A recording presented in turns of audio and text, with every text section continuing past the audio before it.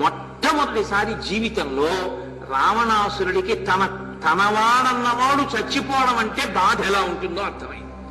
ఇప్పటి వరకు అందరినీ చంపడం, అందరినీ బాధ పెట్టడం తెలుసు. తన దాకా ఆ బాధ వచ్చేటప్పటికి బాధ అంటే ఏమిటో అర్థమైంది. ఇప్పుడు అర్థమైన వాడు మారే అవకాశం పొందాలి.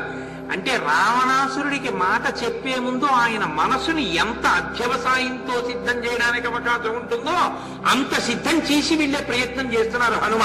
అయినా వాడి తలకెక్కదది విచిత్రం. ఇప్పుడు ఇంద్రజిత్ వంక చూశాడు. చూసి అన్నాడు, నిన్ను నేను పంపకూడదు. 48వ సర్గ. ఈ సర్గ పారాయణ చేస్తే ఏమినాటి శని దోషం కూడా ఉపశమిస్తుంది అని. కాబట్టి ఆ ఇంద్రజిత్ వంక చూసి అన్నాడు, నీవు యుద్ధానికి బయలుదేరి వెళ్ళవలసి ఉంటుంది. నిన్ను నేను యుద్ధానికి పంపకూడదు. నువ్వు చిన్నవాడివి. కానీ ఇక నేనే వెళ్ళవలసిన పరిస్థితి వచ్చేసింది. అది సామాన్య వానరం కాదు, దాన్ని చంపడం కాదు, అసలు దాని వేగాన్ని ముందు నిగ్రహించి పట్టుకోవాలి. నువ్వు నీకు వచ్చినటువంటి అస్త్ర విద్యల యొక్క మంత్రములన్నీ బాగా ఆమ్నాయించేస్తూ వెళ్ళు. బ్రహ్మాస్త్రాన్ని బాగా స్మరించు. బ్రహ్మాస్త్ర ప్రయోగం చేసి ఆ వానరము యొక్క వేగాన్ని తగ్గించి ముందు పట్టుకుని తీసుకురా. అవధ్యుడు ఆయన్ని చంపడం అంత తేలిక కాదని నాకు అర్థమవుతోంది. ఎందుకంటే నేను చూసి ఇప్పటి వరకు ఏ వానరమునందు అంత తేజస్సు, అంత వేగం, అంత గమనశక్తి, అంత లాఘవం నేను ఎరగను. వాయువుతో గరుత్మంతుడితో సమానమైన వేగంతో ఉన్నాడు ఈ వానరం అన్నాడు. అన్న తర్వాత ఇంద్రజిత్ బయలుదేరాడు. ఉత్తరాఖండలో అగస్త్య మహర్షి రామచంద్రమూర్తి దగ్గరికి వెళ్ళి మాట్లాడుతుంటే రామచంద్రమూర్తి అడిగారు, రావణుడికి ఇంత పరాక్రమం ఎక్కడిది అని. అగస్త్య మహర్షి అన్నారు, రావణుడు కాదు ప్రమాదకారి, అంతకన్నా ప్రమాదకారి ఇంద్రజిత్ అని చెప్పారు. నిజంగా మీరు ఉత్తరాఖండలో ఇంద్రజిత్ గురించి చదివితే ఎదర యుద్ధకాండ వస్తోందిగా. యుద్ధకాండలో ఇంద్రజిత్ గురించి చదివితే ఇంద్రజిత్ యుద్ధం చేసినంతసేపు మనం ఎంత బెంగ పెట్టుకుంటామో తెలుసా అండి. అసలు రావణ సంహారం అవుతుందా అని బెంగ పెట్టుకుంటాం. ఒక స్థితిలో అయితే మొదటిసారి యుద్ధకాండ, అదే మొట్టమొదటిసారి జీవితంలో రామాయణం చదవడం అయితే ఇంద్రజిత్ యుద్ధం జరుగుతుంటే అసలు రాముడు గెలుస్తాడా అని అనుమానం వస్తుంది. ఎందుచేత అంటే ఒకానొకప్పుడు రావణాసురుడు ఇంద్రుడితో యుద్ధం చేయలేక యుద్ధభూమిని విడిచిపెట్టి వెళ్ళిపోయి విశ్రాంతి తీసుకుంటాడు. ఇంద్రజిత్ వచ్చి ఆయనకి మేఘనాథుడని పేరు. మేఘాలను సృష్టించి మాయతో ఇంద్రుణ్ణి పట్టుకుని బంధించి తండ్రిని వచ్చి నిద్రలేపాడు. నానా ఇంద్రుడిని పట్టుకున్నాను, రా ఇంటికి వెళ్ళిపోదామని తీసుకెళ్లి కారాగారంలో పారేశాడు. చతుర్ముఖ బ్రహ్మగారు వచ్చారు విడిపించుకోవడానికి లంకాపట్టణానికి. వచ్చి పాకశాసనుడయ్యా ఇంద్రుడిని విడిచిపెట్టన్నారు. అంటే ఆయన అన్నాడు, ఇంద్రుడిని విడిచిపెడితే నాకేమిస్తా అన్నాడు. నీకేం కావాలో అడిగన్నాడు. నాకు అవధ్యుడనై, అంటే నేను మరణించకుండా వరం ఇమ్మన్నాడు. సమస్త భూతములు మరణిస్తాయి, ఆ వరం ఎలా కుదురుతుంది? ఇంకొక మాట అడుగు, నేను యుద్ధానికి వెళ్ళేటప్పుడు ఒక హోమం చేసి బయలుదేరుతాను. ఆ హోమాన్ని పూర్తి చేసి నేను వెడితే నేను ఎవ్వరికీ కనపడకూడదు, నాకు అపజయం అన్నది ఉండకూడదు, ఎవరినైనా తెగటార్చగలగాలి. నేను ఎప్పుడైనా హోమాన్ని పూర్తి చెయ్యకుండా పీటల నుంచి లేచిపోయి యుద్ధానికి వెడితే ఆ రోజే నాకు మరణం కలగాలి. అలా వరం ఇమ్మన్నారు. ఇచ్చారు బ్రహ్మగారు. ఇచ్చి ఇంద్రుడిని విడిపించుకున్నారు. అందుకే ఇంద్రజిత్ అని బిరుదు. ఆ ఇంద్రజిత్తు ఎంత ఘోరాన్ని సృష్టించాడో తెలుసా అండి. రేపు ప్రారంభం అవుతుందిగా యుద్ధకాండ. మీరు విందురు గాని ఒళ్ళు గగుర్పొరుస్తుంది, జలధరిస్తుంది, పులకరించదు.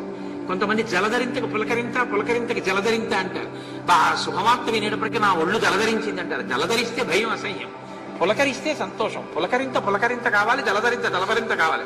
మా ఆయన్ని చూస్తే నా ఒళ్ళు జలధరిస్తూ ఉంటుందంటే అసహ్యంగా ఉంటుంది. అలా అనకూడదు, పులకరిస్తుంది అన్నారు. పులకరింత ఎక్కడో జలధరింత ఎక్కడో తెలుసుకుని మాటని ప్రయోగించాలి. కాబట్టి మన ఒళ్ళు జలధరిస్తుంది ఇంద్రజిత్ యొక్క యుద్ధాన్ని వింటూ ఉంటే. అటువంటి ఇంద్రజిత్ యుద్ధానికి బయలుదేరాడు. ఆయన రథానికి కట్టబడేటటువంటిది, ఆయన రథం ప్రాకృతమైనటువంటి నిర్మాణం కాదు, అది యజ్ఞంలోంచి బయటికి వచ్చినటువంటి రథం. దానికి గుర్రాల్ని కట్టరు, గాడిదల్ని కట్టరు. దానికి 4 సింహాలు లాగుతాయి ఆ రథాన్ని. అంటే ఆయన పరాక్రమం ఎటువంటిదో మీరు చూడండి. ఇంద్రజిత్ అంటే 4 సింహములను పూంచినటువంటి రథం మీద వచ్చాడు. ఇంద్రజిత్ అంటే రామాయణంలో గురి చూసి లక్ష్యాన్ని కొట్టాడంటే పడిపోవలసిందే, అంత లక్ష్య శుద్ధి కలిగినటువంటి మనగాడు. అటువంటి ఇంద్రజిత్తు ఒక్క బాణంతో పరాణం చూశాడు. బాణ పరంపర కురిపించాడు మండలాకారంగా ధనస్సు తిప్పి. అంటే ఇలా పట్టుకోవడం మానేసి ఇలా పట్టుకుంటే ఏకకాలం అనేక బాణములు విడిచిపెడతారు. ఇన్ని విడిచిపెట్టినా దొరకకుండా బాణాలకి మధ్యలోంచి తిరుగుతున్నారు హనుమ. ఈ హరివీరుడి యొక్క వేగాన్ని ముందు ఆపితే తప్ప ఈయన్ని పట్టుకోవడం కుదరదు, ఈయన్ని కొట్టలేము. కాబట్టి ఈయన్ని ముందు అస్త్రము చేత బంధించాలి. అస్త్రము అంటే మంత్రశక్తితో ఉంటుంది. కాబట్టి ఈయన్ని పట్టుకోవాలంటే సామాన్యమైన అస్త్రం సరిపోదు, బ్రహ్మాస్త్రం వేస్తాను అనుకున్నారు. ఒక్కసారి బ్రహ్మాస్త్రాన్ని అభిమంత్రించి విడిచిపెట్టారు. విడిచిపెడితే అది వచ్చి హనుమ యొక్క వేగాన్నంతటినీ తగ్గించి ఆయన్ని పట్టుకుంది. కానీ హనుమకి వరం ఉంది, ఒక గౌరవానికి. హనుమ బ్రహ్మగారు అంటే మహానుభావుడు, ఈ లోకములన్నింటినీ సృష్టించిన వాడు, పితామహుడు.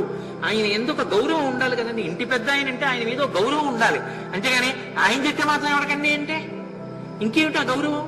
కాబట్టి ఆయన కొంచెం సేపు అలా కట్టుబడ్డారు. కానీ ఆయనేం కట్టుబడరు. కాబట్టి వదిలేసింది బ్రహ్మాస్త్రం.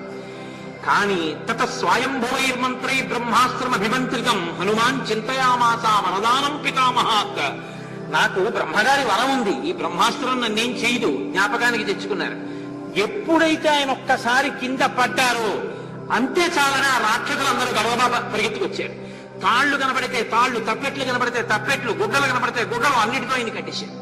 సబద్ధ స్త్రేణ వల్కేనా విముక్తో స్త్రీణ వీర్యవాన్ అస్త్రబద్ధంస్య చాన్యం మేనబంధమనువర్తతే. బ్రహ్మాస్త్రానికి ఒక గౌరవం ఉంటుంది. బ్రహ్మాస్త్రంతో కట్టుబడిన వాడిని ఇంకో దాంతో కట్టారనుకోండి, బ్రహ్మాస్త్రం వదిలేస్తుంది.